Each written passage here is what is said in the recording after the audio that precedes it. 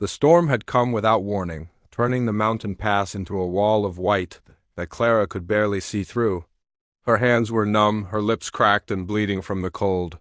She had been walking for hours, maybe days' time had lost all meaning when survival became the only thought that mattered. The small inheritance her aunt had left her was supposed to change everything, but the lawyer's office was 3 towns away, and now she wondered if she would ever see another dawn. Through the blinding snow, a shape emerged. At first, she thought it was a bear, massive and dark against the white. But as she stumbled closer, her frozen legs barely holding her weight, she realized it was a man. He stood at least 6.5 feet tall, with a thick beard covered in ice and eyes that seemed to see straight through her.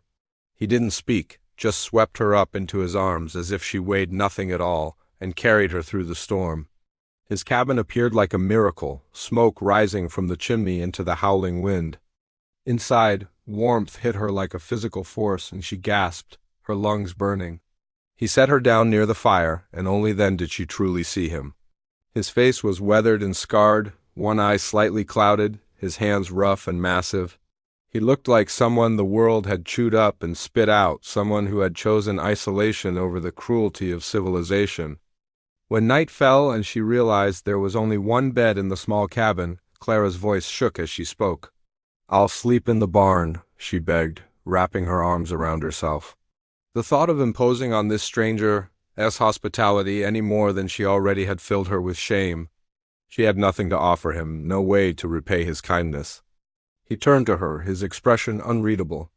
"You'll sleep next to me," he said, his voice rough from disuse. "The barn has no heat. You'll be dead by morning." Clara felt her face burn despite the cold still in her bones.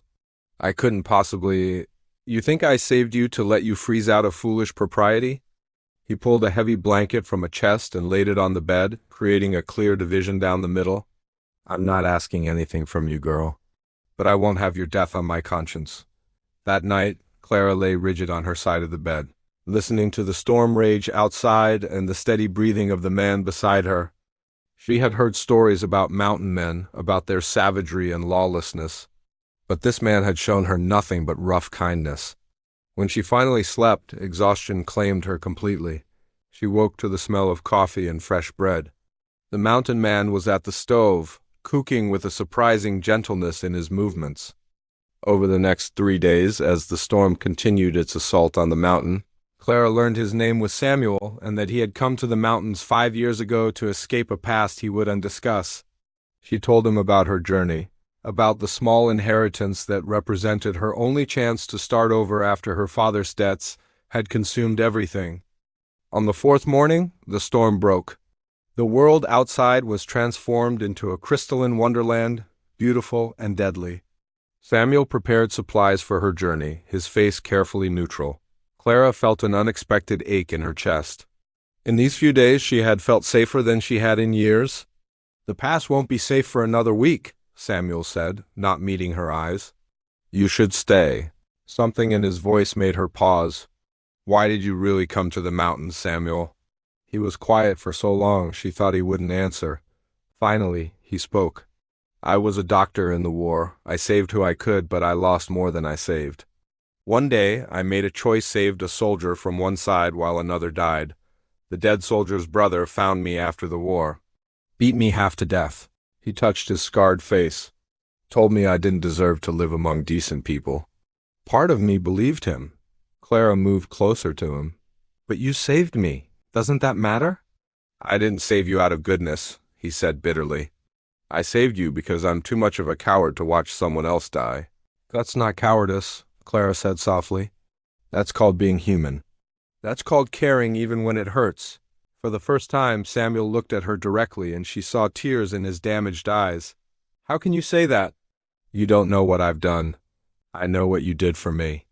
I know you gave me your bed and your food and asked for nothing. I know you carried me through a blizzard when you could have left me to die." She took his scarred hand in hers. "Whatever you were, Samuel, you're a good man now." Something broke in him then, years of self-imposed exile crumbling. He wept, and Clara held him, this giant of a man who had saved her life and didn't believe he deserved saving himself.